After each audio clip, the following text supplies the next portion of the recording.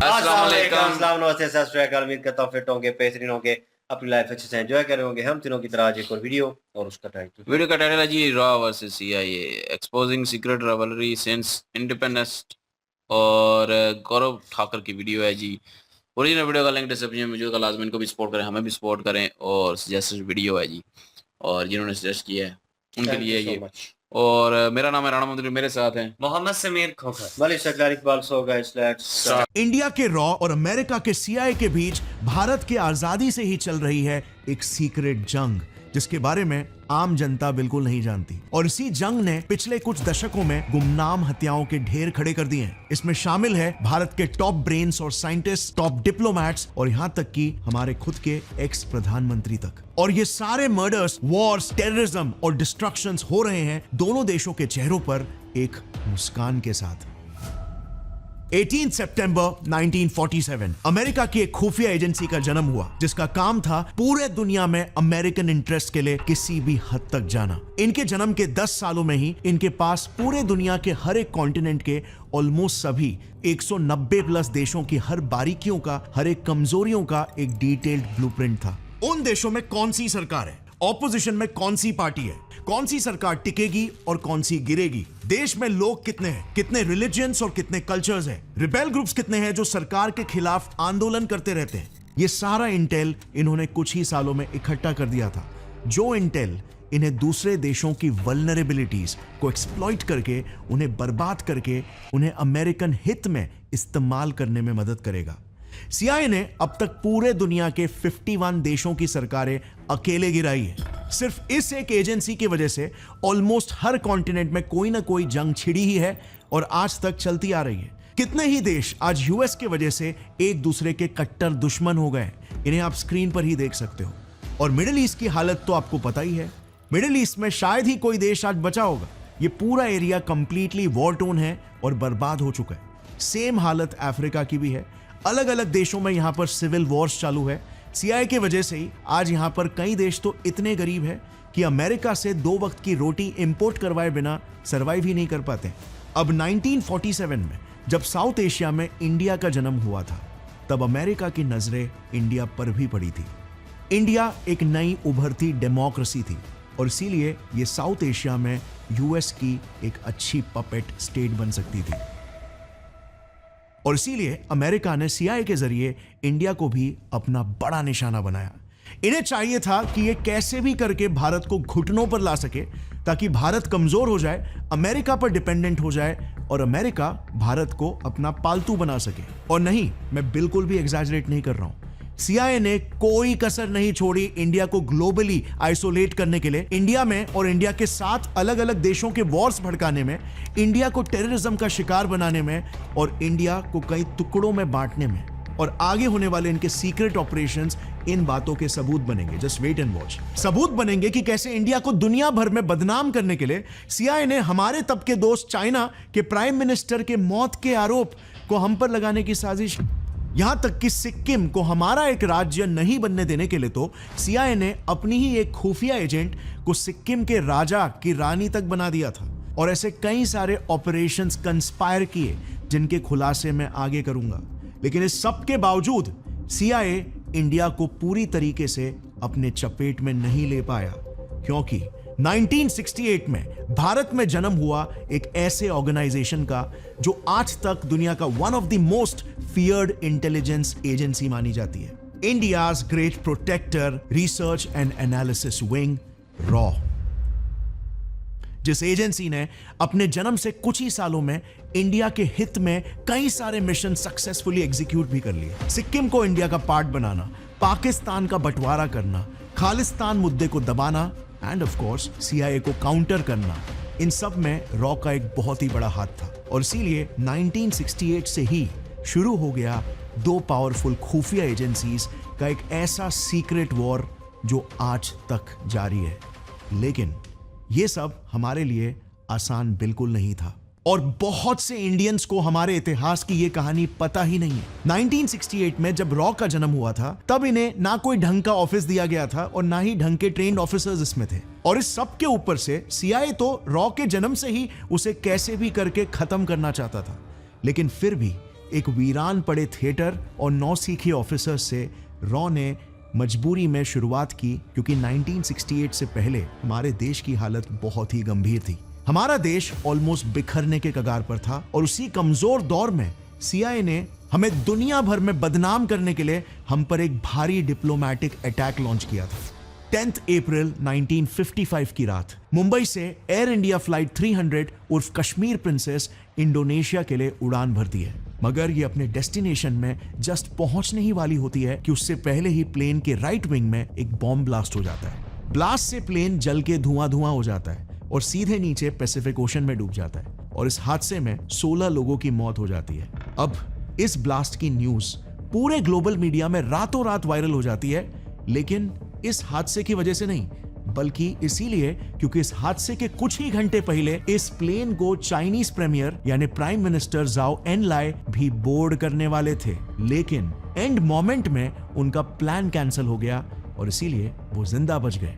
अब जाहिर सी बात है, इस न्यूज से पूरे दुनिया भर में ये नैरेटिव छिड़ गया कि हो ना हो ये इंडिया की ही कोई साजिश है चाइना के खिलाफ एक प्रॉक्सी वॉर छेड़ने की, और इसीलिए अब ये इंडिया के लिए बहुत ही ज्यादा इंपॉर्टेंट बन गया था कि हमें कैसे भी करके भारत के ऊपर लगे इस दाग को मिटाना ही पड़ेगा। सो हमारे तब के प्रधानमंत्री पंडित नेहरू ने तुरंत IB के एक यंग ऑफिसर को इस मिशन पर डिप्लॉय कर दिया और तब जाके IB इन्वेस्टिगेशन के बाद हमें यह मालूम पड़ा कि इस पूरे हादसे के पीछे यानी कि चाइनीज प्रीमियर को मार के इसका इल्जाम भारत पर डालने के पूरे प्लान के पीछे CIA अमेरिका का हाथ था। हाँ, वही अमेरिका जो पूरे दुनिया भर में डेमोक्रेसी का ढोल बजाते रहता है और जिसे देख के ही हर इंडियन पॉलिटिशियन भी हमारे यहां पर वैसे ही डेमोक्रेसी को लाना चाहता है। बाद में चाइनीज प्रीमियर की एजेंसी ने भी यही कहा कि हां, CIA ने ही उनके देश के ऑपोजिशन KMT के साथ मिलकर यह प्लान बनाया था। अब यह केस तो सॉल्व हो गया था, लेकिन एक चीज यहां पर समझ में नहीं आ रही थी कि CIA भारत को ही क्यों टारगेट करना चाहता है। वेल, इसको समझने के लिए ना हमें 1947 के दौर के ग्लोबल डायनामिक्स को समझना होगा। At the stroke of the midnight hour, when the world sleep, India will awake to life and freedom. साल 1947 आजादी मिलते ही जहां पर अंग्रेजों के जाने की खुशी थी, वहीं पर दूसरी तरफ भारत में बंटवारे का दुख भी था। इस दौरान ग्लोबल लेवल पर भी एक डिवीजन या कह लो एक ग्रुपिंग शुरू हो गई थी। वर्ल्ड वॉर 2 को खत्म हुए सिर्फ 2 ही साल हुए थे। दोनों सुपर पावर्स USA और USSR ने दुनिया के बाकी देशों को अपने खेमे में लेने के लिए एक अनडिक्लेयर्ड कोल्ड वॉर छेड़ दिया था, लेकिन भारत के PM नेहरू जी ने किसी के भी साइड में जाने से इनकार कर दिया और एक नॉन अलाइंड मूवमेंट NAM शुरू कर दिया, जिसका मोटिव यह था कि भारत ना USA की तरफ जाएगा और ना ही USSR की तरफ, क्योंकि हमने देख लिया था कि ऐसे अलायंसेस के चक्कर में यूरोप का क्या हाल हुआ था। मगर अब प्रॉब्लम यहां पर यह हो गई कि हमारे नाम से USSR को तो उतना नहीं, लेकिन USA को बड़ी मिर्ची लग गई, क्योंकि नेहरू जी की ये आइडियोलॉजी सिर्फ इंडिया को ही नॉन अलाइंड नहीं रख रही थी, बल्कि हमारे नाम ग्रुप में दुनिया के ऑलमोस्ट 121 कंट्रीज भी शामिल हो चुके थे।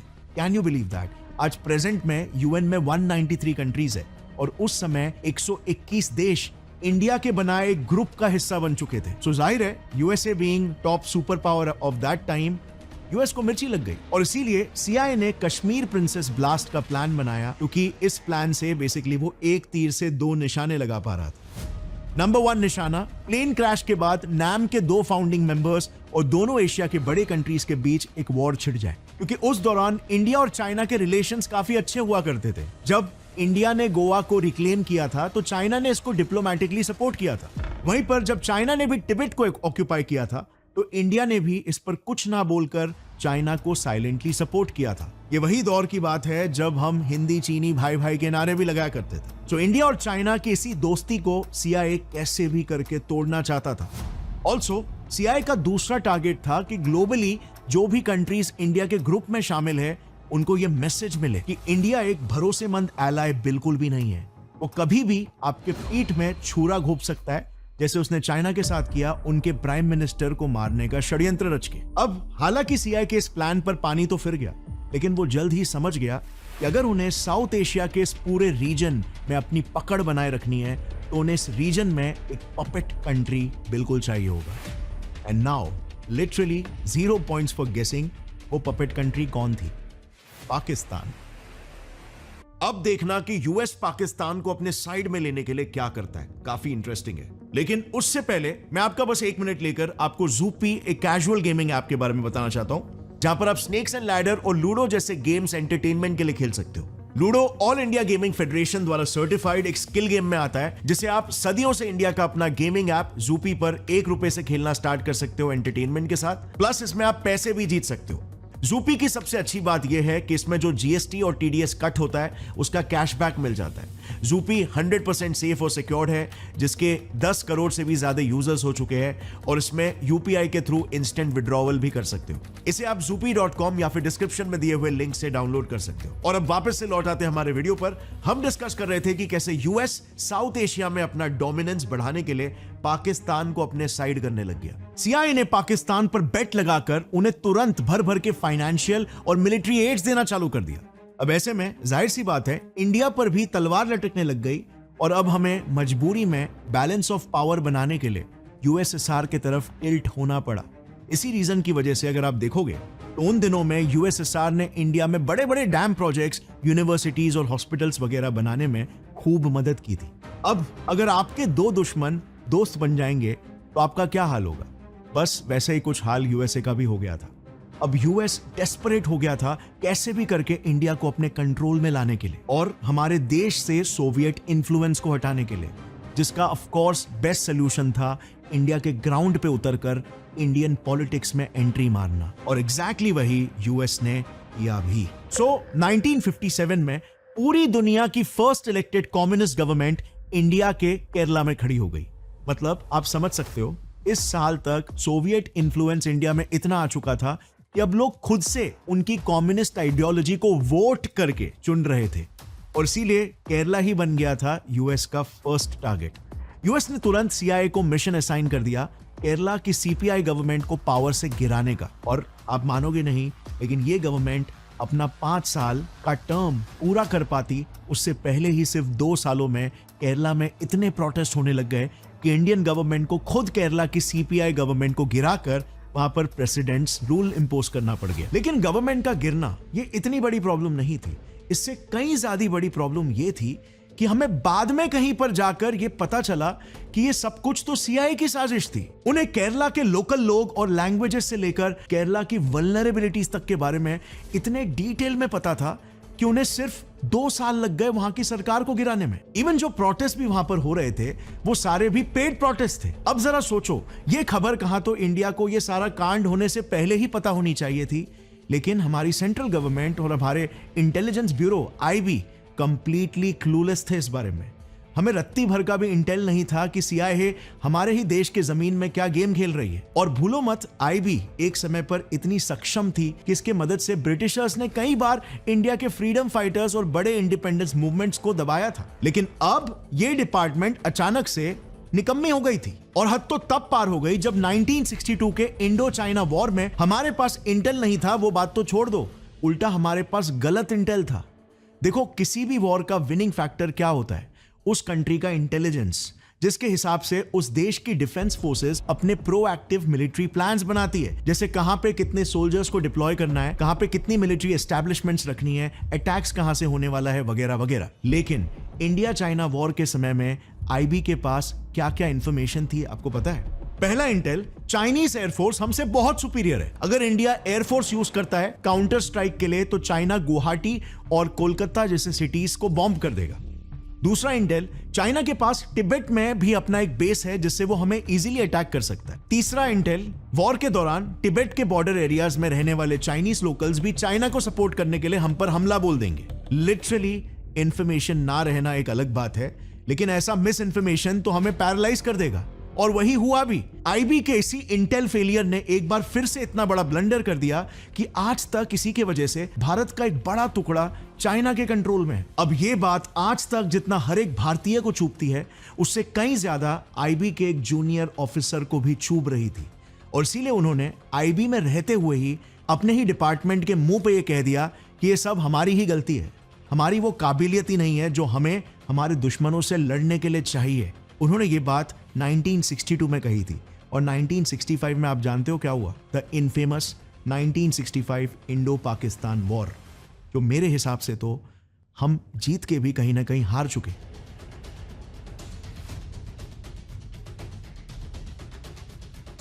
क्योंकि इसी के बस एक साल बाद हमारे देश के दो सबसे वीर और नेशनलिस्ट लीडर्स का कोल्ड ब्लडेड मर्डर कर दिया गया, लाल बहादुर शास्त्री और होमी जहांगीर भाभा।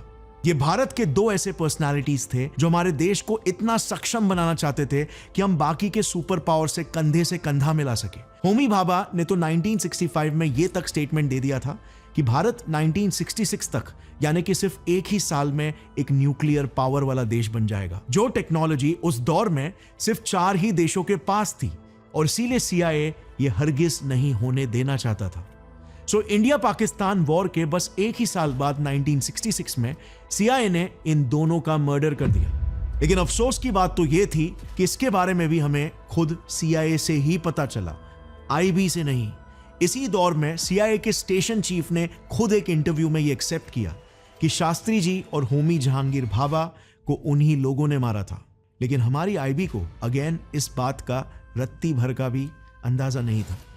अब शास्त्री जी के मौत के बाद इंदिरा गांधी पावर में आ गई और जैसे हर एक कंट्री का एक SOP होता है वॉर के बाद चीजों को एनालाइज करना, वैसे इंडिया ने भी 1965 के वॉर के बाद जब एनालाइज किया तब अगेन क्या पता चला, यही कि 1965 का वॉर भी IB के ही तरफ से एक कंप्लीट इंटेल फेलियर था। अब इंदिरा गांधी जी अपने समय की एक हार्डकोर नेशनलिस्ट थी, उनसे यह बिल्कुल भी बर्दाश्त नहीं हुआ। उन्होंने तुरंत IB में काम कर रहे उसी ऑफिसर को बुलाया जो PM नेहरू की सिक्योरिटी काफी सालों से देख रहे थे, जिन्होंने कश्मीर प्रिंसेस वाला वो दाग इंडिया से मिटाया था, और उन्होंने ही 1962 वॉर के बाद भी अपने ही डिपार्टमेंट IB के फेलियर को हाईलाइट किया था। जानते हो ये यंग ऑफिसर कौन थे? The gentleman and spy master Rameshwar Nath Kao, also known as RN Kao, the founder of India's elite external intelligence agency, research and analysis wing, RAW.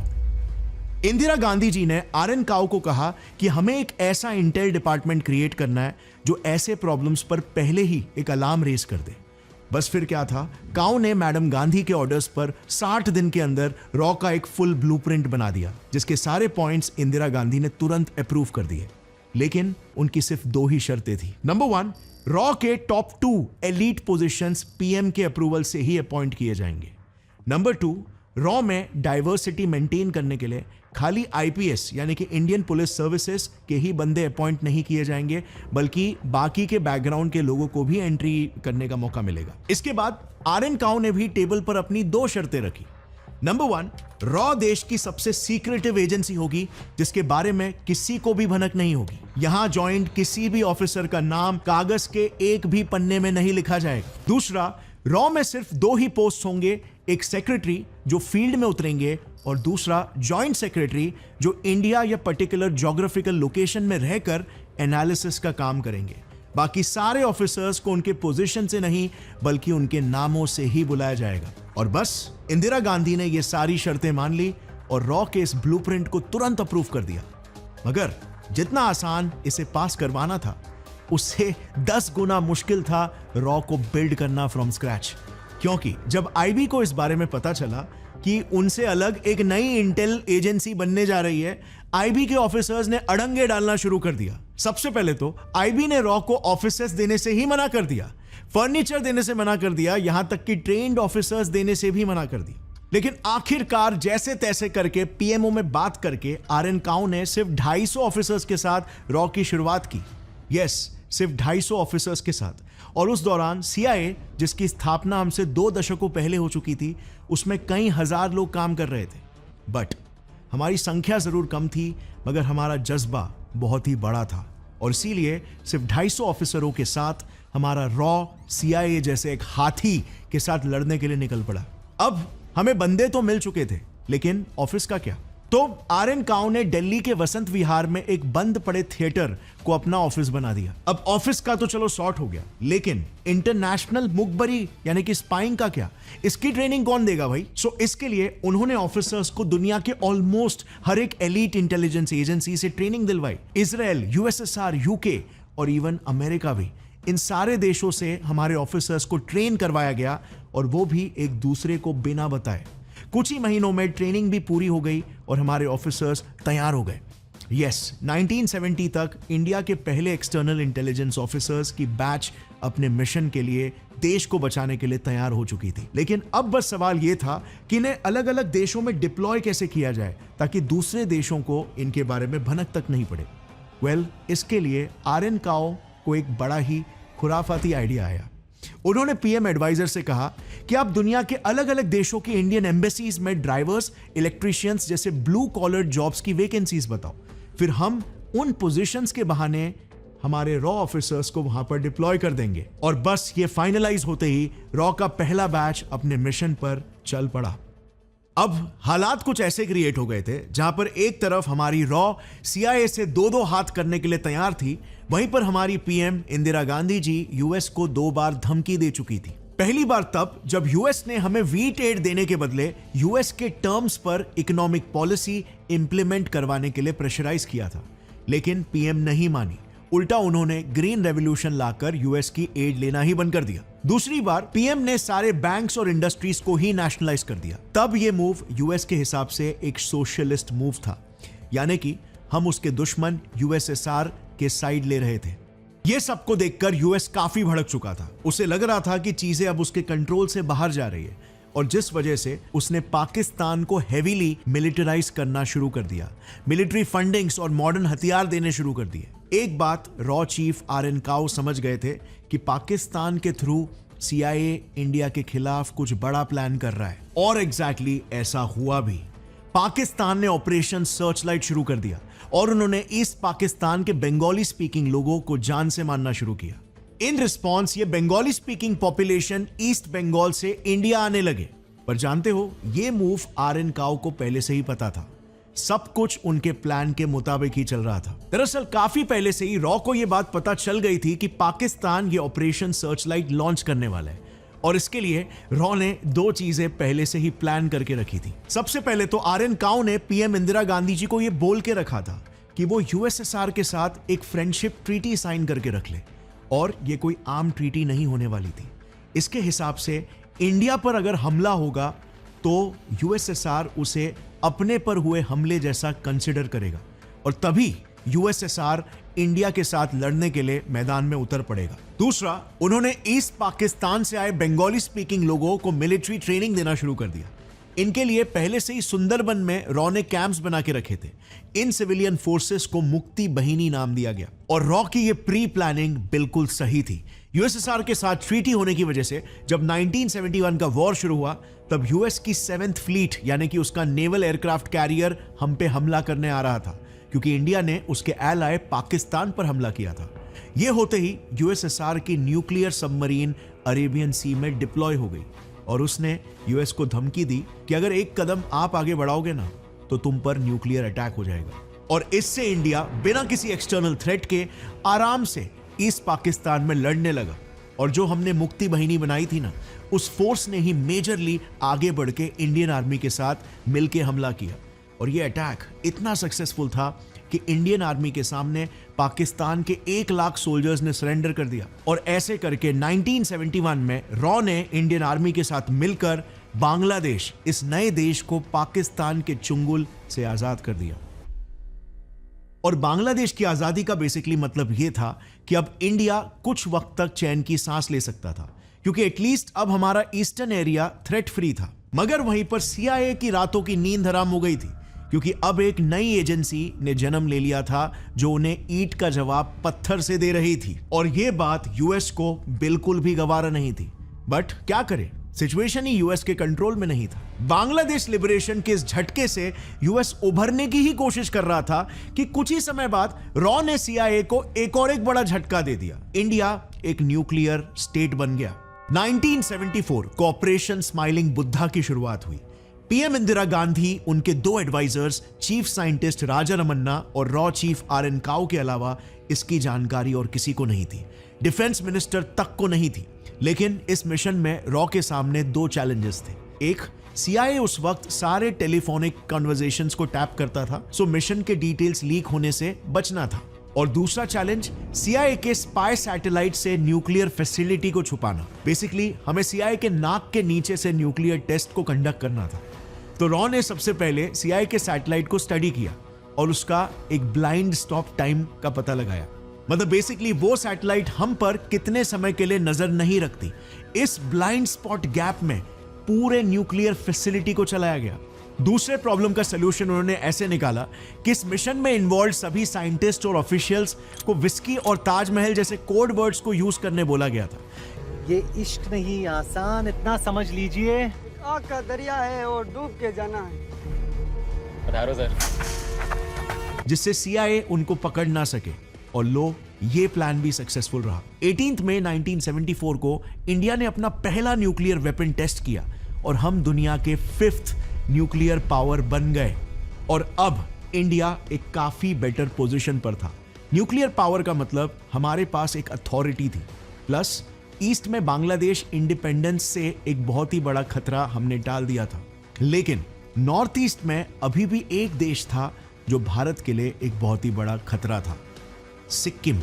अब सिक्किम इंडिया के लिए इतना बड़ा खतरा क्यों था? क्योंकि पाकिस्तान और चाइना दोनों इंडिविजुअली इस पर अपना कंट्रोल बना के इंडिया के चिकन नेक को काट कर हमारे पूरे नॉर्थ ईस्ट इंडिया को ही हमसे अलग कर सकते थे। और सीआईए भी तो सिक्किम पर अपना कंट्रोल बना के इंडिया और चाइना पर नजर रखना चाहता था।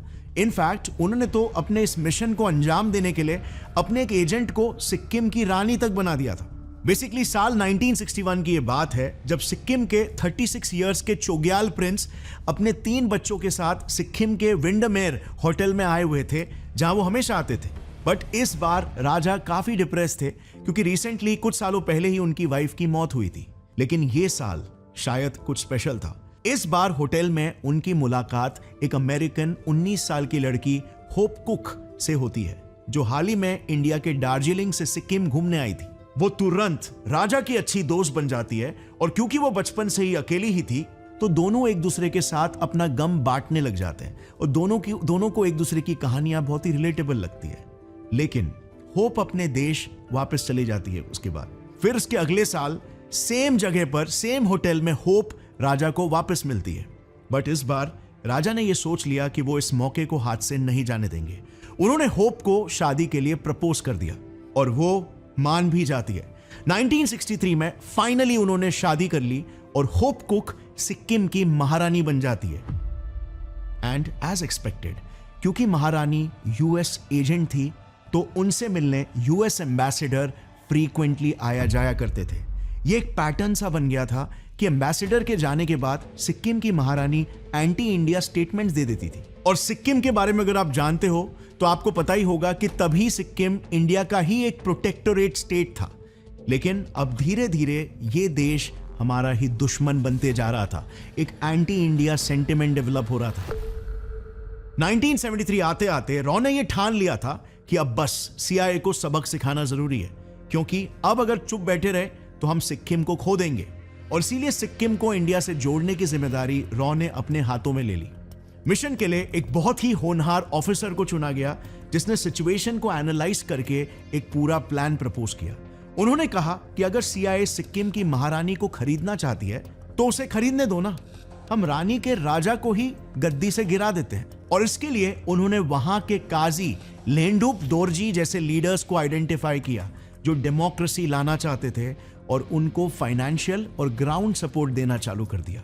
जनता में भी उस रॉ ऑफिसर ने यह नैरेटिव फैलाया कि डेमोक्रेसी में ही आपकी आवाज सुनी जाएगी, राजशाही रूल में नहीं। और आप विश्वास नहीं करोगे, जब 1975 में रेफरेंडम हुआ तब 97.55% लोगों ने डेमोक्रेसी को वोट देते हुए इंडिया के साथ जुड़ने के पक्ष में अपना फैसला दिया। अब गेस करना चाहते हो सिक्किम मिशन सक्सेसफुल करने वाले वो यंग रॉ ऑफिसर कौन थे? हमारे आज के एनएसए अजीत डोवाल, जिन्होंने सिक्किम को इंडिया का एक स्टेट बनाया।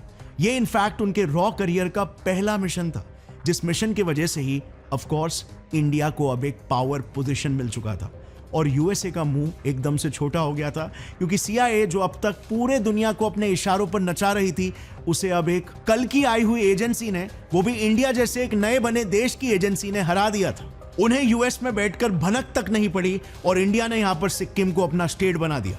लेकिन इसके बाद आया साल 1976, जिसके बाद से रॉ का एक काला दौर शुरू हो गया। पूरे देश में नेशनल इमरजेंसी लग गई थी और पूरा ऑपोजिशन रॉ पर एलिगेशंस लगा रहा था। उसे पीएम इंदिरा गांधी की प्राइवेट आर्मी बोल रहा था। ऑपोजिशन के मुताबिक रॉ पीएम इंदिरा के कहने पर ऑपोजिशन लीडर्स पर कंटिन्यूअसली नजर रखे हुए थी और जो भी इमरजेंसी के या इंदिरा गांधी के खिलाफ कुछ भी बोलते तो उसे अरेस्ट करके खूब टॉर्चर किया जाता था। अब इसके बाद इमरजेंसी खत्म तो हुई, मगर रॉ को जिस चीज का डर था वही हुआ। 1977 में इलेक्शंस हुए और जनता पार्टी इमरजेंसी के ब्रूटैलिटीज और इंदिरा को डिक्टेटर बोल के इलेक्शन जीत गई। इस सरकार के पीएम बने मोरारजी देसाई और फॉरेन मिनिस्टर बने अटल बिहारी जी। इस सरकार की आयरनी देखना, मोरारजी ने खुद ही पार्लियामेंट में ओपनली एक्सेप्ट किया था कि हमने जांच करवाई और रिपोर्ट ये आई कि इमरजेंसी के दौरान रॉ को इंदिरा जी ने पर्सनल दुश्मनी निकालने के लिए बिल्कुल भी यूज नहीं किया था। लेकिन इसके बावजूद पावर में आते ही पीएम मोरारजी ने रॉ पर ही क्रैकडाउन करना शुरू कर दिया। दिल्ली ऑफिस का एक कैबिन छोड़कर बॉम्बे, बैंगलोर, मद्रास, कलकत्ता, लखनऊ, पटना और जयपुर में सारे रॉ के रीजनल ऑफिसेस बंद कर दिए गए जो मेनली रॉ की रिक्रूटमेंट के लिए यूज हो रहे थे। वो यही नहीं रुके, उन्होंने 600 टॉप ऑफिसर्स को रॉ से निकाल दिया। रॉ के फाउंडर आर.एन. काउ को जबरदस्ती लंबी छुट्टी पर भेज दिया और काउ के जो सबॉर्डिनेट्स थे के शंकरन नायर, उनका डिमोशन करवा दिया। अब ये भी चलो एक समय के लिए बाजू में रखते हैं, बट पीएम मोरारजी देसाई ने एक कदम और जाकर पाकिस्तान को तक न्यूक्लियर स्टेट बनने में मदद कर दी। यस, पाकिस्तान हमारे पीएम की एक गलती की वजह से न्यूक्लियर स्टेट बन पाए और पीएम मोरारजी की इसी एक गलती की वजह से हमारे करीब 150 अंडर कवर रॉ ऑफिसर्स भी एक्सपोज हो गए थे और उन्हें पाकिस्तान में खूब टॉर्चर कर करके मार दिया गया। तो बात ऐसी है ना, द न्यूयॉर्क टाइम्स का खुद का रिपोर्ट बताता है कि 1950 से CIA पाकिस्तानी साइंटिस्ट को न्यूक्लियर टेक्नोलॉजी के लिए ट्रेन कर रही थी। इसीलिए 1970s में पाकिस्तान ने चाइना की मदद से न्यूक्लियर टेक्नोलॉजी ली और पाकिस्तान के इस कहूता नाम के एरिया में खान लैब्स सेटअप करके न्यूक्लियर डेवलपमेंट करना शुरू कर दिया। और तभी यूएस ने, जहां पर इंडिया की तरफ खूब नजर रखी हुई थी, पर पाकिस्तान के इस एक्ट से मुंह फेर दिया। बट हमारी पीएम ने इसे बिल्कुल भी नजरअंदाज नहीं किया। जैसे ही रॉ ने उन्हें खबर दी कि पाकिस्तान न्यूक्लियर वेपन्स बनाने की प्लानिंग कर रहा है, उन्होंने रॉ को इस पर एक्शन लेने के ऑर्डर्स दे दिए, जिस पर एक्ट करते हुए रॉ ने अपना एक mission, the Kahuta mission, launch किया। सबसे पहले तो रॉ ने कहूटा एरिया में अपने स्पाइस का एक जाल फैला दिया, एक नेटवर्क फैला दिया। इन स्पाइस का बस सिर्फ 2 काम था। पहला, पता लगाओ कि क्या सही में खान लैब फैसिलिटी में न्यूक्लियर वेपन्स बन रहे हैं, और दूसरा, अगर बन रहे हैं तो उस फैसिलिटी का ब्लूप्रिंट निकालकर फैसिलिटी को डिस्ट्रॉय कर दो। बॉम्ब वहां पर बन रहा है या नहीं, इसका पता लगाने के लिए रॉ एजेंट्स वहां के सैलून्स में जॉब पर लग गए और वहां पर जब खान लैब्स के साइंटिस्ट बाल कटाने के लिए आए, तभी एजेंट्स ने उनके बालों का सैंपल ले लिया। फिर इसी सैंपल्स को लैब टेस्ट किया गया, जिसमें पता चला कि सैंपल्स में बॉम्ब ग्रेड यूरेनियम के हाई रेडिएशन के ट्रेसेस हैं। अब यह तो कंफर्म हो गया था कि पाकिस्तान कहूटा फैसिलिटी में ही बॉम्ब बना रहा है। इसके बाद शुरू हुआ इस मिशन का दूसरा फेज, ब्लूप्रिंट हासिल करने का। इसके लिए रॉ ने एक इंटरनल बंदे को ही अपने जाल में फंसा के उससे न्यूक्लियर फैसिलिटी का मैप भी निकलवा लिया। मतलब प्लान पूरा रेडी था, बस अटैक के अप्रूवल की जरूरत थी। पर यह सब होते होते 2 साल बीत चुके थे और जैसे हमने देखा 1977 में नई जनता पार्टी की सरकार आ चुकी थी। तो पीएम मोरारजी से जैसे ही रॉ के नए चीफ सुनटूक जी प्लान अप्रूव करवाने पहुंचे, अप्रूवल देना तो दूर की बात, उनका कहना था कि हम इंडिया है, हम एग्रेसर नहीं है, हमें दूसरे देशों के इंटरनल अफेयर्स में दखल अंदाजी करने की कोई जरूरत नहीं है। अब यहां तक भी अगर रुक जाते तो भी ठीक था, लेकिन हद तो तब पार हो गई जब पीएम मोरारजी ने एक कॉन्वर्सेशन में पाकिस्तानी प्रेसिडेंट जियाउल हक को बोल दिया कि हमें आपके कहूटा न्यूक्लियर प्रोग्राम के बारे में पता है, हमारी रॉ ने सब कुछ पता लगा लिया है। यह सुनते ही पाकिस्तान ने ISI की मदद से कहूटा में डिप्लॉयड हमारे सारे रॉ ऑफिसर्स को आइडेंटिफाई किया और सबको एक एक करके मार डाला। अब पीएम मोरारजी देसाई ने ऐसा क्यों किया, इसके 2 साइड्स हैं।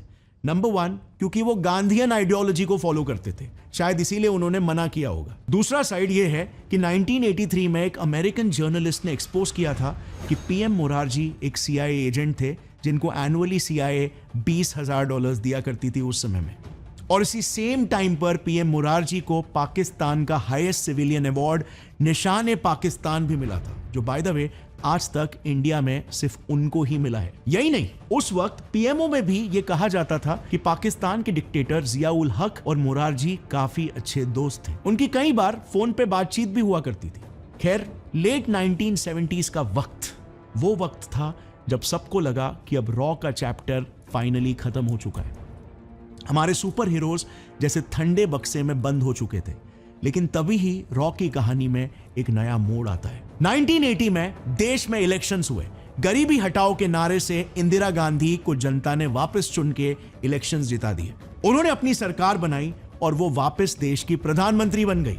पर यह वो दौर था जब 1971 में CIA द्वारा बोया हुआ खालिस्तानी मिलिटेंसी का बीज 9 सालों बाद देश को अंदर से खोखला करना शुरू कर चुका था। दरअसल 1971 की बात है जब रिचर्ड निक्सन ने CIA और ISI को मिलकर पंजाब में एक एंटी इंडिया मूवमेंट शुरू करने को कहा। इसके तहत सबसे पहले उन्होंने पंजाब के एक लीडर जगजीत सिंह चौहान को यूके बुलाया और उन्हें इंडिया में खालिस्तान मूवमेंट शुरू करने के लिए बोला, जिसकी डिमांड होगी पंजाब को इंडिया से अलग करके एक अलग देश बनना। फिर उसके बाद CIA ने जगजीत सिंह को न्यूयॉर्क बुलाया और फिर उसकी UN और US मीडिया के साथ एक प्रेस कॉन्फ्रेंस करवाई, जिस प्रेस कॉन्फ्रेंस में उससे यह बुलवाया गया कि पंजाब में इंडियन गवर्नमेंट पंजाबीज के साथ बहुत गलत कर रही है, उनके साथ ह्यूमन राइट्स वायलेशन हो रहा है। वही बात जो US हर देश में बोलता है और फिर डेमोक्रेसी के नाम पर वहां की डेमोक्रेटिकली इलेक्टेड सरकार पलट देता है। अब यहां तक भी ठीक था, लेकिन 1981 में CIA ने अपने लिमिट्स को क्रॉस कर दिए।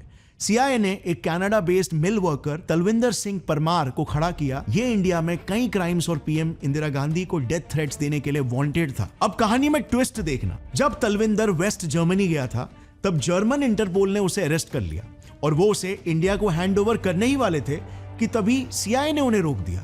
इंडिया भेजने की जगह पे तलविंदर को जर्मन्स ने कनाडा भेज दिया और वहां से फिर पता चलता है कि तलविंदर ने बब्बर खालसा नाम की एक खालिस्तानी मिलिटेंट ऑर्गेनाइजेशन शुरू कर दी।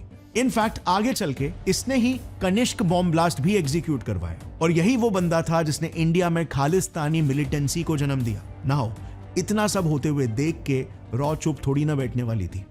ये बात रॉ चीफ ने PM इंदिरा गांधी को तुरंत रिपोर्ट की और एज एक्सपेक्टेड PMO ने भी एक नए मिशन का अप्रूवल एक झटके में दे दिया और इस तरह 3 सालों से चुप बैठे हुए हमारे हीरोज वापस से एक्शन में आ गए।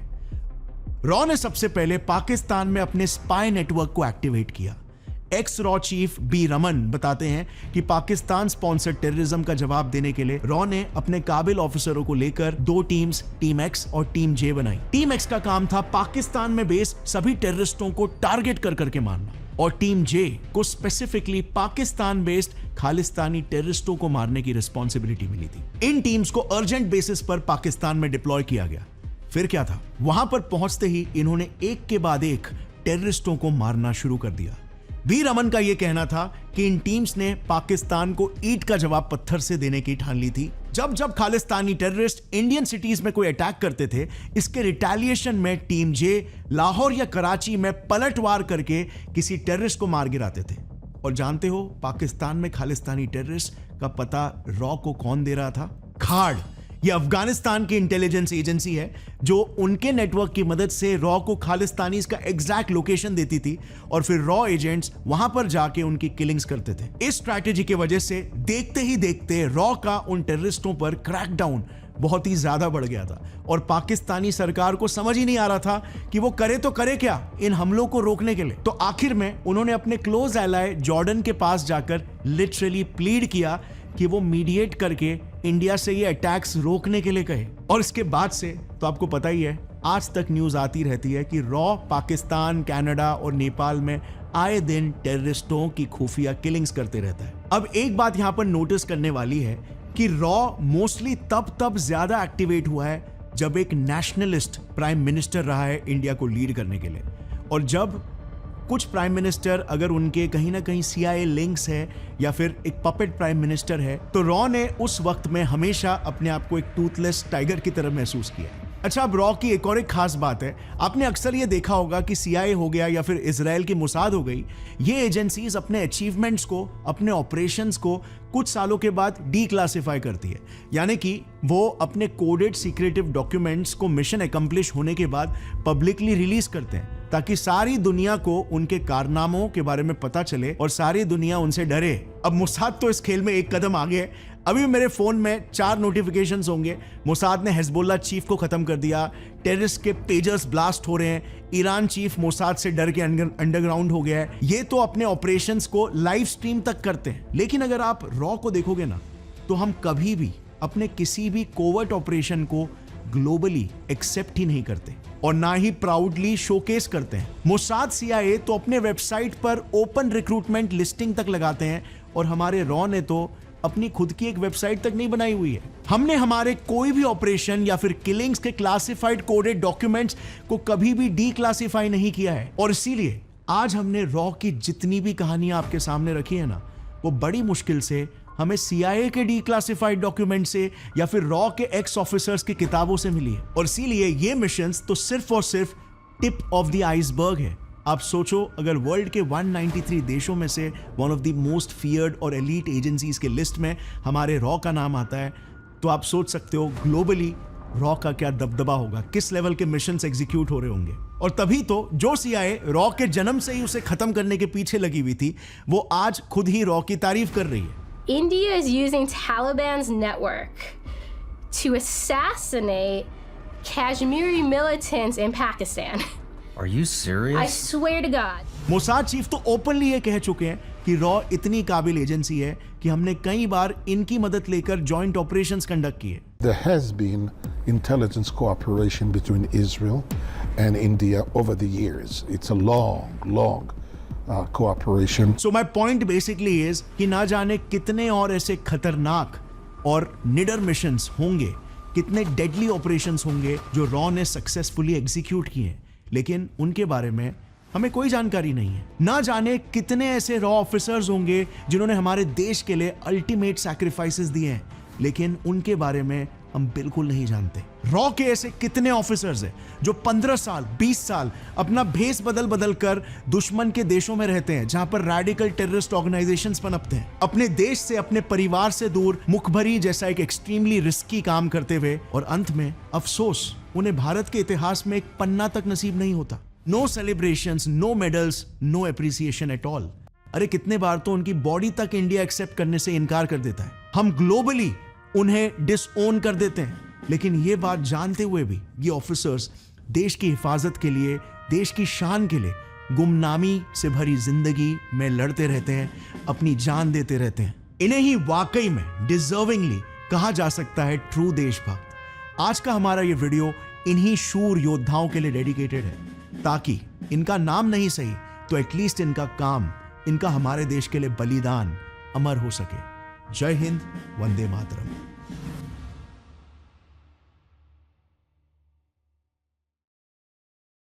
जी गाइस, एक लंबा सेशन जी, नो डाउट। और इसको ब्रीफ करना तो बड़ा आसान है कि इस सारी कहानी को, इस सारे मैं कहूँ कि इस एजेंसी को एक 42 मिनट की वीडियो में कवर करना तो बहुत मुश्किल है। लेकिन यह है कि ये छोटे छोटे जज्बात और छोटे छोटे कारनामे उनके वो सामने आते हैं। सबसे जो मुझे अच्छी चीज़ भी लगती है और उस वजह से बुरी भी है, वो ये है कि वो उन्होंने मेंशन किया कि उनको कोई प्राउड फील नहीं हो सकता। ठीक है, लोग उनको जानते नहीं है, वैसे रिस्पेक्ट नहीं करेंगे। ठीक है, और कोई तमगा, कोई ऐसा इनाम उनको नहीं दिया जा सकता, मतलब सामने, सबके सामने मेंशन करके कि इन्होंने ये कारनामा किया है। वेबसाइट उनकी नहीं है, क्यों? क्योंकि वेबसाइट क्रिएट करेंगे तो उसके ऊपर डाटा होगा, वो डाटा जो है वो इंक्लूड होता है, वो बताएंगे कि नीचे कौन काम कर रहा है, कितने लोग काम कर रहे हैं, उनका नाम होगा। तो वो वेबसाइट वहाँ पे शो तो नहीं करती, लेकिन इन अ डीप वे कहीं ना कहीं फाइलों में, आगे पीछे कहीं डॉक्यूमेंट्स में नाम होते हैं उनके। और लेकिन यह है कि जो लोग इनको जैसे एजेंसियों को चला रहे हैं, पीछे होल्ड कर रहे हैं, उन लोगों को सिर्फ पता होता है।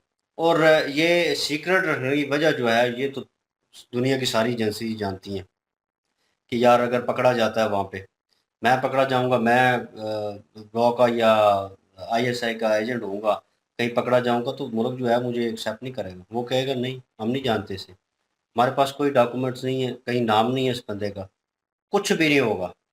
तो मतलब वो बंदा फ़ारग है, वो अपनी मदद आप है, इनको पहले बताया जाता है। ये तो इंडियन मूवी में भी इस चीज़ को मेंशन किया गया है। जब एक रॉ एजेंट जो है लड़ रहा होता है एक आम आदमी से और उसे बोलता है कि तुम तो शनाख्त रखते हो, तुम तो अपना सब कुछ रखते हो, लेकिन मेरे पास वो भी नहीं है, मैं बेनाम हूँ। तो वो बेनाम लोग इसलिए और वो ये है कि अब गुमनामी वाली ज़िंदगी जीने के बाद वो बीच में उन्होंने एटम का जो है वो ज़िक्र किया, सारी कहानी वो रिलेटेड कि किस तरह वो बने। वो मूवी वाक़ई देखने लायक है और रियल स्टोरी बेस्ड है।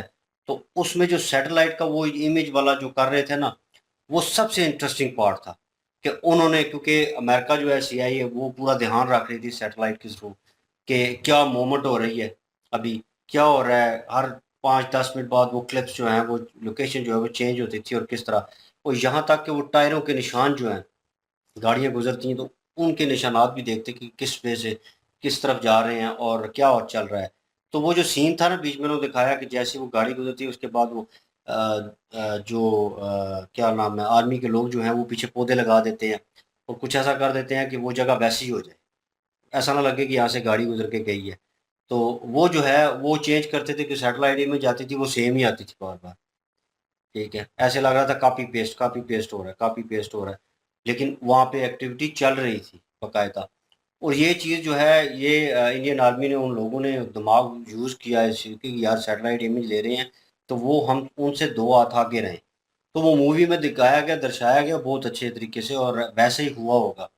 और जहाँ तक एजेंसियों की बात रही, जीत डोभाल जी उनका ज़िक्र भी बीच में हो, उनके ऊपर भी हमने वीडियो आई थी और उसके ऊपर हमने रिएक्ट किया था। तो डीप डाउन उनका भी पता चल गया।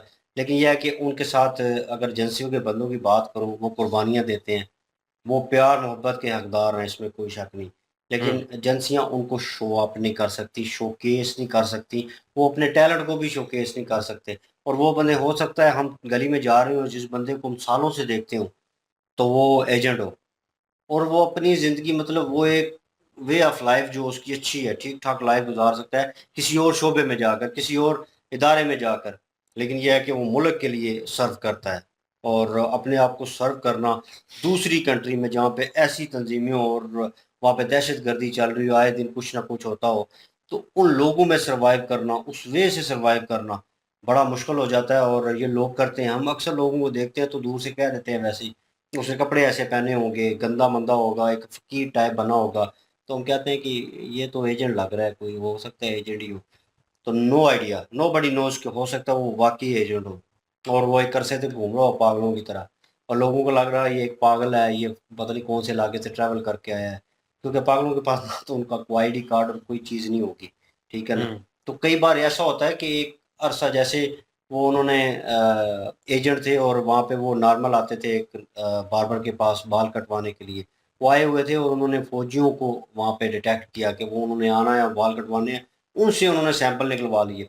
अब फ़ौजियों को जो वहाँ पे काम करते थे उस लैब में, जहाँ पे एटम जो है वो तैयार किया जा रहा था, तो वो जो है उनको नहीं पता था कि ये एजेंट है बैठे हुए, ये जो कस्टमर है ये एजेंट है, ठीक है? और ना वो बार्बर शॉप वाले को पता था कि यार ये बंदे कौन है और क्या, तो वो उन्होंने वो सैंपल उठा लिए और वो मूवी में सीन दिखाए गए हैं और लगता था कि कहीं न कहीं यार, लेकिन वो कड़ियाँ जोड़ने के लिए ज़रूरी था। अब किसी को पता नहीं था कि वो कौन है और क्या कर रहे हैं, उनका मेन बिज़नेस क्या है। हो सकता है वो कोई दुकान चला रहे हों, हो सकता है वो कोई छोटा-मोटा बिज़नेस कर रहे हों, ठीक है? वो ये भी हो सकता है वो गंद उठाने वाले या, ठीक है, वो इस तरह का कोई काम कर रहे हों। लेकिन ये है कि उन्होंने अपनी असलियत छुपानी होती है। तो यहाँ पे यकीन माने दुःख भी होता है कि उस बंदे की भी फैमिली होगी पीछे। वो मुल्क को सर्व कर रहा है, वो भी डिज़र्व करता है और वो डिज़र्व क्या करता है कि उसने अपनी पूरी ज़िंदगी दे दी। एक मिशन जो है अपना मुकम्मल करवा दिया और कामयाब करवा दिया और दुश्मन का नाकामयाब हुआ मिशन, लेकिन उसके बाद उसे एज़ाज़ी तमगा या कोई ऐसी चीज़ नहीं मिली, ना उसका नाम आया।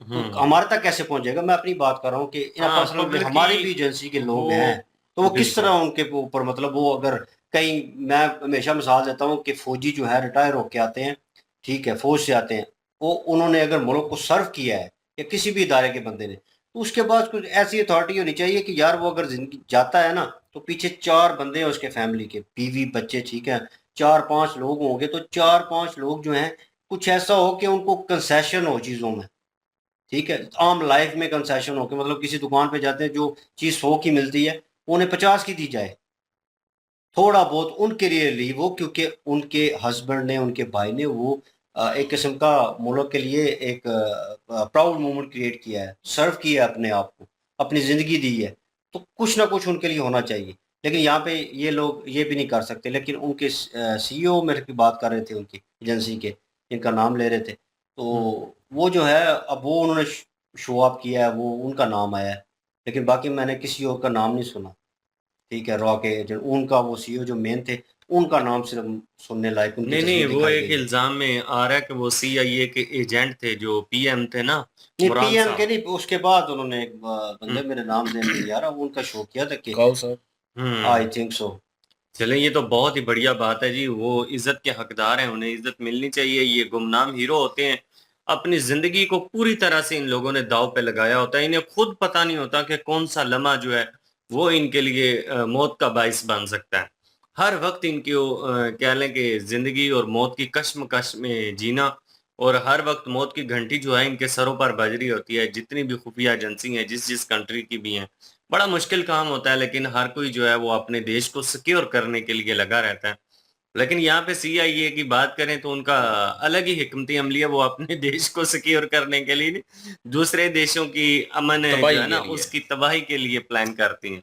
और उनकी कोशिश होती है कि कौन सा हिस्सा है जी जिसमें अमन शांति है, तो चलें जरा इसको ना इस हवाले से कुछ प्रॉब्लम क्रिएट उस कंट्री में, वहीं के लोगों को साथ मिला के कोई ना कोई इशू उठा लेते हैं, पहले उसके ऊपर वर्क करते हैं, देखते हैं कि यहाँ पे सुन्नी शिया वाला या कोई भी किस किस्म का मूवमेंट जो है वो चल रहा है। पहले से वो जो चल रहा होता है, उसी के जो सीनियर मेंबरान होते हैं, जो सीनियर अफराद होते हैं, उनको पिक करते हैं और पैसा इन्वेस्ट करते हैं, और आगे से अपना जो प्लान है उसको कंटिन्यू रखते हैं, और उस मुल्क की ऐसी की तैसी कर देते हैं, मुल्क को पता भी नहीं चलता कि वो मुल्क के बड़ी साथ अजीब हो बात क्या है, वो गया। उधर कर रहे होते हैं और दूसरी एजेंसी हाँ। उनके घर में कर रही होती है, तो इससे बेहतर है अपना अपना मुल्क संभाले, तो वो बेहतर नहीं। नहीं, उनके घर पे तो कर ही रहे होते हैं, लेकिन वो यार सीआईए ये जो है ना, वो दूसरों की हुकूमतें कराना, पता है मैं कितने मुल्कों की, 55 हाँ, मुल्कों की उन्होंने हुकूमतें कराई हैं, और दूसरे मुल्कों की तबाही, बस पपेट अपना बनाना। सीआईए का तो ज्यादातर ये काम होता है। और मुल्क अपने, उनके मुल्क को क्या होना है, कुछ भी नहीं होता। अपने मुल्क तक वो किसी को आने नहीं देते। इस तरह दूसरों के मुल्कों में जाके बर्बाद करते हैं। मिडल ईस्ट के वो इन्होंने बताए, कितनों को तबाह कर दिया। पाकिस्तान में कितनी दफा रजीम चेंज हुआ, उसके बाद बांग्लादेश में देख लें, अभी श्रीलंका में, नेपाल, मतलब हर जगह इनके फैले हुए। सिक्किम में उन्होंने अपने एजेंट भेजे, सिक्किम में तबाही मचाने की कोशिश की, लेकिन वो तो अजीत डोभाल साहब ने जो है वो सारा कुछ कर दिया। और उसके बाद खालिस्तानी जो मूवमेंट थी उसमें भी सीआईए का हाथ है, ये बता रहे हैं। और भी कितनी सारी चीजें ऐसी हैं जो फसाद वाली हैं, उनमें सीआईए का हाथ बता रहे हैं। और रॉ ने जो है वो अपने मुल्क को कितनी दफा सेव किया है, सारा कुछ किया है। और इसी तरह सारी एजेंसियां जो हैं उनमें गुमनाम हीरो होते हैं, जो कि अपने मुल्क के लिए लड़ रहे होते हैं, अपने मुल्क के लिए जो है अंदरों अंदर ही जो है वो सारे काम कर रहे होते हैं। रॉ में भी इतने एजेंट थे, वो सारे अपने मुल्क के लिए सारे कर रहे थे, और वो गुमनाम होते हैं, उनको कोई भी नहीं जानता होता, और ना उनका कोई नाम लेता। मरन कोई पता नहीं, हो सकता मरने के बाद उनकी लाश को भी एक्सेप्ट ना करे वो मुल्क। तो ये चीजें ज़ाहिर है उनको पहले बताई होती हैं, ये तो नहीं है कि उनको पहले छुपाई पता होती हैं, होता पहले पता होती है उनको कि ये ऐसा कुछ हो सकता है, तो इसलिए बाद में हो सकता है हम ना लें। तो वो तो सारा चलो तय होता है, लेकिन एक बात है कि उनकी ज़िंदगी एक किस्म की समझ लें गुमनाम ज़िंदगी होती है, और गुमनाम हीरो हैं वो अपने मुल्क के, जिस मुल्क के भी हैं, जिस मुल्क के लिए भी सर्व करते हैं, सिर्फ अपने मुल्क के लिए, फसाद के लिए नहीं मैं कह रहा, मुल्क के लिए जो सर्व करते हैं और अपने मुल्क का जो है वो बेहतर चाहते हैं, उन वो गुमनाम ही रह जाते हैं। बाकी फौजी हो गए या दूसरे दारों के हो गए, वो तो चलो बाद में पेंशन भी ले लेते हैं, सारी सहूलतें भी ले लेते हैं, प्लाट भी मिल जाते हैं, फ्री इलाज भी होता रहता है उनका, और बहुत कुछ सहूलतें मिलती हैं। लेकिन उनको क्या मिलता होगा, उनकी फैमिलीज़ को कोई पता नहीं है। वो रिटायरमेंट होने के बाद हो सकता है उनका नाम सामने आए, अगर आए तो, वरना हो सकता है उससे पहले ही वो बेचारे जो हैं वो जाते रहें किसी भी मिशन में। आज जैसे पाकिस्तान में वो मिशन कर रहे थे 150 रॉ एजेंट, उनको मार दिया गया, तो अब उनका ख़त्म, किस्सा ही ख़त्म हो गया। इस तरह उनको पता होता है, किसी भी मुल्क में जाते हैं उनको पता होता है कि हमें कोई पता नहीं किस वक़्त मार दिया जाए, कब डेड पता बॉडी को वापस हमारी नहीं ले कब सकते। शनाख्त हो जाए, अगर हम दे तो रिवील हो इंडिया जाएँ, लेता नहीं है। हम रिवील हो जाएँ और एक किस्म के हमें गोली मार दी जाएगी। ऐसे ही होता है। पता होता है उनको, लेकिन ये है कि वो डर ख़त्म करके अपना काम कर रहे होते हैं, अपने मुल्क के लिए काम कर रहे होते हैं, अपने मुल्क को बचाने की कोशिश कर रहे होते हैं बिल्कुल। और यही गुमनाम हीरो होते हैं। और सीआईए के जो है वो कारनामे इन्होंने बताए और जो है वो हर चीज़ में इन्वॉल्व होता है। तो हाँ जी, वो हाँ जी। सीआईए वो हम भी हर वीडियो देखते हैं जो पता चलता है जी पीछे अमेरिका है। कहीं पे कोई कांड होता है पीछे अमेरिका है। जी ये है वो। और सीआईए और मोसाद जो है अपने कारनामे जो है वो शो भी करते हैं कि हमने ये किया। सीआईए वो करता है जो कामयाब हो जाए, जो वो नाकाम हो जाए वो नहीं करता। हुँ। तो लेकिन ये है कि अपने कारनामे शो करते हैं, अपनी बल्ले करवाते हैं और लेकिन जो है काफ़ी सारी ऐसी एजेंसियाँ हैं जो कि अपनी शोमेंट नहीं करवाती और उनमें काफ़ी सारी हैं। सीक्रेट रहेंगे तो बेहतर रहेंगे, वरना ठोके जाएँगे भाई। वैसे मैं कहता हूँ कि ये सीक्रेट ही रखना चाहिए, इसको शो ऑफ करने का फ़ायदा नहीं है। मोसाद की बात कर रहे हैं कि मोसाद शो करता है। मोसाद अपने मोसाद लाइव करता है शो। मोसाद जो है ना वो बड़े हिसाब-किताब से शो करता है।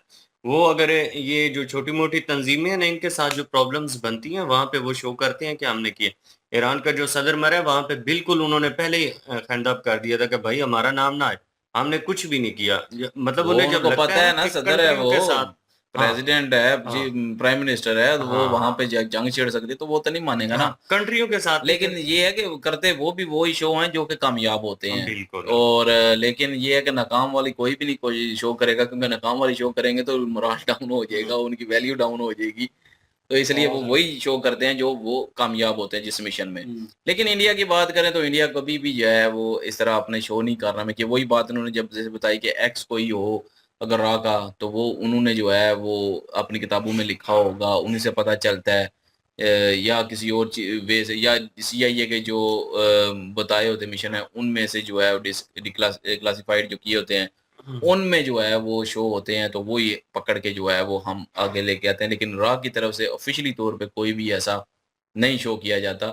हुँ, तो ये काफ़ी सारी एजेंसियों में है कि ऐसा कुछ भी नहीं होता। लेकिन सीआईए तो ज़ाहिर है अपना आप जमाना है, अपनी एक रौब बार बिठानी है सारे मुल्कों में कि हम बड़े तगड़े ही है, हमारी एजेंसी तगड़ी है, हमने ये किया है, हमने वो किया है, बल्ले-बल्ले करवानी है। तो सुपर पावर भी तो कहलवाना है ना। तो सीआईए तो ऐसा करेगी, लेकिन ये है कि सीआईए मुल्क तोड़ने में ज़्यादा काम करती है, बजाए इसके कि अपने मुल्क के लिए। हुँ, हुँ, वो दूसरे मुल्कों को बर्बाद करने के लिए ज़्यादा यूज़ होती है।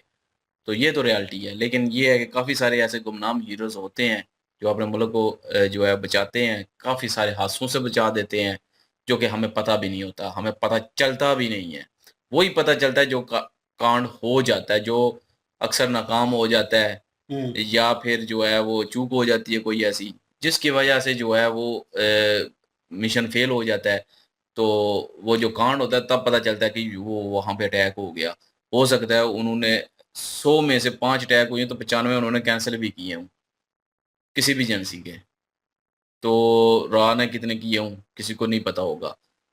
तो वो उस वक़्त किसी को भी नहीं पता होगा, 5 हो जाएँ तो कहेंगे कि जी और जी रॉ देखो जी फेल हो गई है जी, रॉ फेल हो गई है जी। नहीं ये नहीं कि एजेंसियाँ दूसरे मुल्क में काम कर रही थी, आपके अपने मुल्क में भी फुल एक्टिव होती हैं। नहीं, मैं एक बात कर रहा हूँ कि हुँ, अगर 1-2 जगह पे अटैक हो ही जाता है, 100 अगर अटैक होने हैं, जिसमें से 2 अटैक हो गए, चलो हुँ, 50 कर लो यार, 2 अटैक हो गए, बीच में 48 जो है कामयाब उन्होंने रोक दिए। हुँ, लेकिन वो 2 पे इतना चर्चा होगा कि जी रोग एजेंसी कहाँ पे सोई हुई है, ये नहीं उनको पता ही नहीं होता कि 48 रोके भी होंगे, क्योंकि पता ही नहीं होता किसी को भी, वो कहते ना हैं वो ना शो करते हैं। वो कहते हैं ना एंड जो है वो अहमियत रखता है कि कौन हाँ, जीता, कौन हारा। लेकिन हो सकता है कभी-कभी फुल रोक दे हों, लेकिन लोगों को कोई पता नहीं होता। नहीं हुँ। करते, अवाम तक तो पहुँच भी नहीं इसलिए वो देते। गुमनाम हीरो हैं, वो वो अपनी माहौल खराब जानों हो पे जाएगा, खेल रहे हैं, बार-बार अपने अगर मुल्कों को मेंशन बचा रहे करेंगे ना हैं। कि दूसरी एजेंसी हमला कर रही है और हमने इतने रोके और ये मुल्क का सारा माहौल निज़ाम खराब हो जाएगा। हाँ, नहीं वैसे मैं कह रहा हूँ उसी कि को तो बचाना है। वो बचाते हैं, मुल्क को बचाते हैं और सलाम है जी उन सब गुमनाम हीरोज़ पे जो अपने-अपने मुल्क के लिए बिल्कुल काम कर सलूट रहे है, हैं बिल्कुल। और रॉ में भी जो है वो काफ़ी सारे ऐसे गुमनाम हीरो हैं, उनको भी सलाम है और बिल्कुल जी, जो अपने अपने मुल्क के लिए भाई सर्व करते मुल्क हैं, को अपनी सर्व लाइफ़ कर जो रहे हैं। है अपनी मुल्क के लिए दे देते हैं। बिल्कुल। और क्या ओपिनियन रखते हैं इसके ऊपर? और जितनी डीप डाउन हमने डिटेल देखी है इसमें उसके ऊपर हमने वार्तालाप की है। कुछ मिस हो गया हो तो माज़रत चाहते हैं उसके लिए और कमेंट सेक्शन ओपन आपके लिए। इन क्लूजन वीडियो को लिंक और हमारे दूसरे चैनल की लिंक डिस्क्रिप्शन में मौजूद होगी, विज़िट करें, सपोर्ट करें। इंशाल्लाह मिलते हैं नेक्स्ट वीडियो में। अपना ख्याल रखिएगा, दुआ में याद रखिएगा। तब तक के लिए अल्लाह अल्लाह हाफ़िज़। हाफ़िज़, पीस।